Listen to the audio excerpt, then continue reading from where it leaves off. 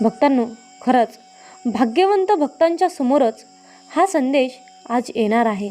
म्हणून भक्तांनो, कृपया करून तुम्हाला विनंती आहे, हा संदेश ऐकायला तुम्ही कसल्याही प्रकारचा विलंब करू नका. कारण हा संदेश ऐकल्यानंतर तुमचं भाग्य चमकणार आहे.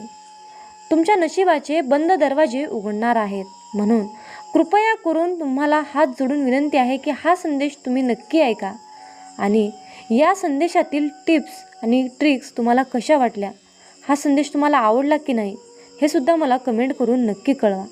चला तर मग आपण आपल्या दैवी संदेशाला सुरुवात करूया.